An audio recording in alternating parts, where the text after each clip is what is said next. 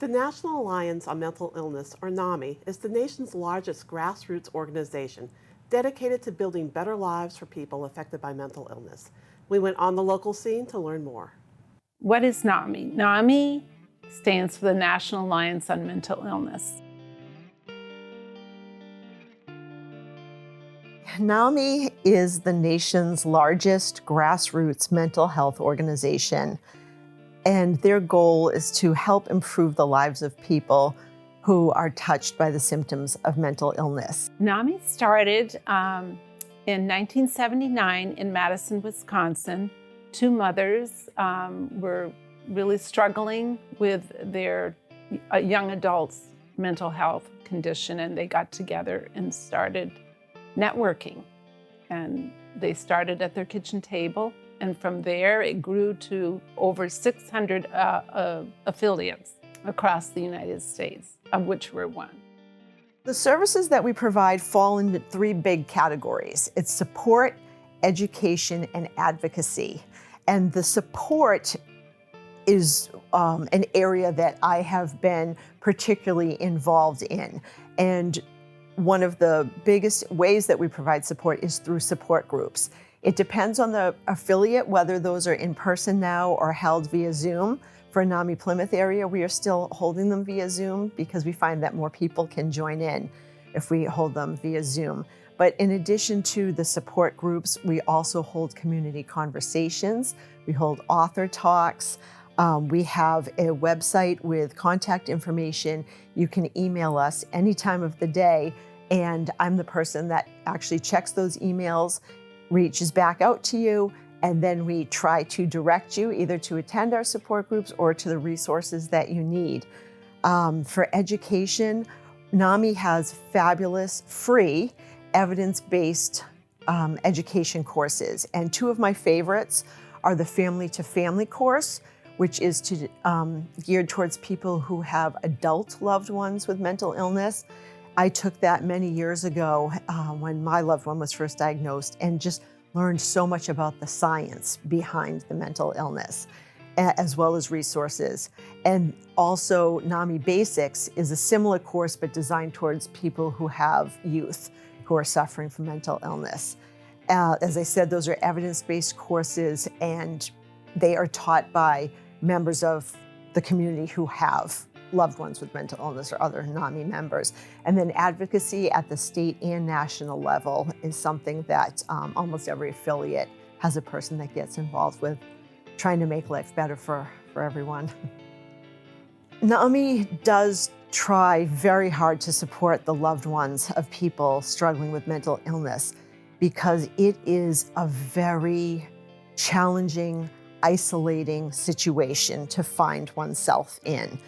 And when you go to your first support group meeting, there's just a relief that you don't have to try to make someone understand what you've been going through. Even though their unique situation is different, there is a baseline understanding, and there is incredible comfort in that.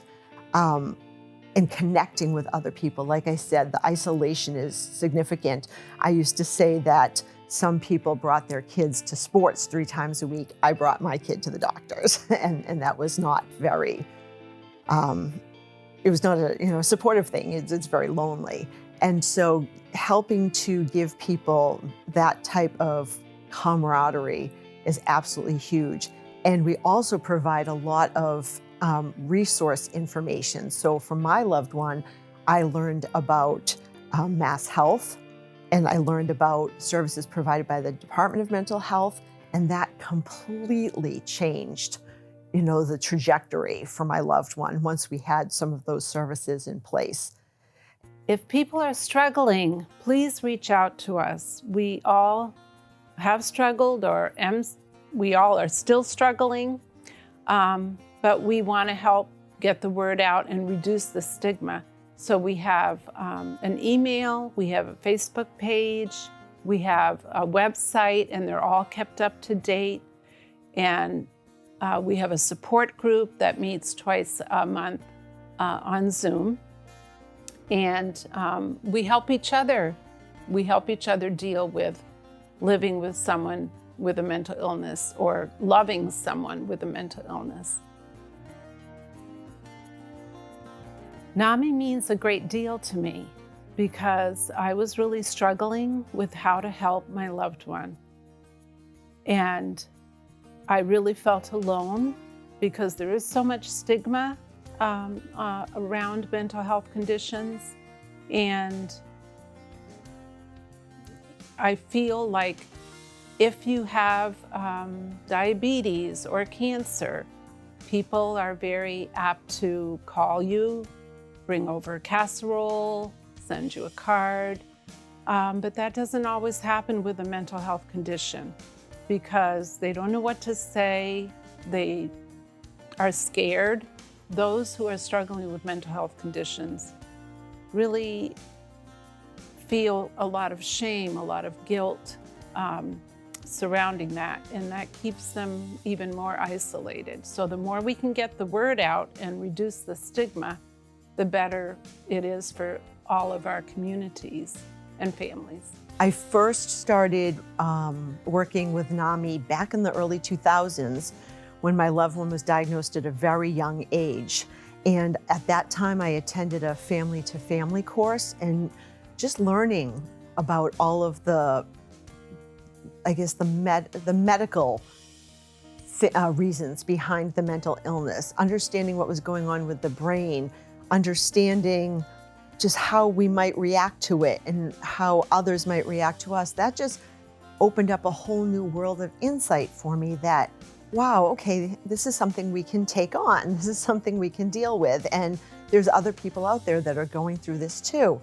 And then over time, I kind of had gotten away from NAMI, just life got busy. And when my loved one was hospitalized with psychosis a few years ago, I literally remember myself sitting on the floor in despair with my cell phone, and I said, I think there's a support group meeting tonight. I had gotten the number and put it aside. I said, I need to pull that out. And oh, it was like being embraced. They didn't know me at all, and yet they welcomed me. They truly cared, and they wanted to give me suggestions and ask how I was doing. And one of the most important things that they did, and which we all continue to do, is to ask what I was doing for myself and to ask if I was putting up boundaries so that I could stay healthy while supporting my loved one. They give me hope, not just for our situation now, but for the future, because I see it just getting better and better with more and more acceptance, less stigma, more advances in treatment, and people can feel like they have a place that they belong. The community can support NAMI in many ways. One great way is to become a member and just join with us and help us to provide support, education, and advocacy. Every little thing that you do, even if it's just answer an email, you're furthering the cause of helping people with mental illness and helping them to feel heard. And we all come as volunteers to NAMI, and we all bring different professional and different lived experiences. So there is no qualification that someone needs to meet because we all bring something and can help one another.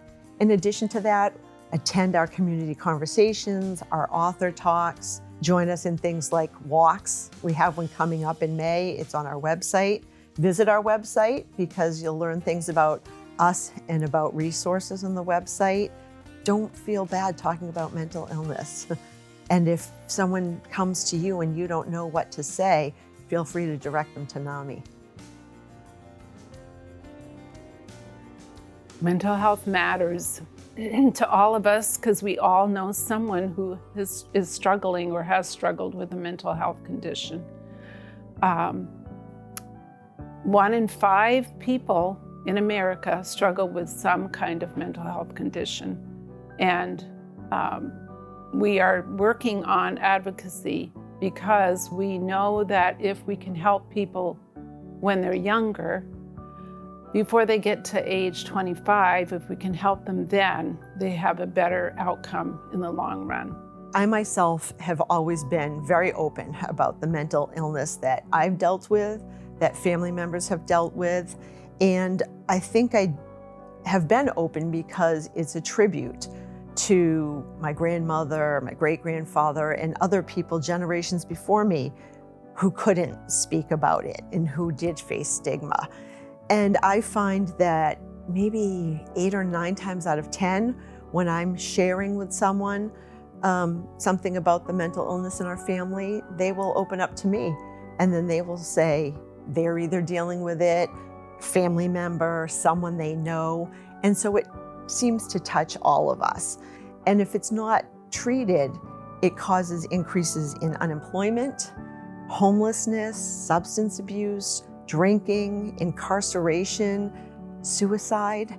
And there's no reason to let that happen if we can do something about it.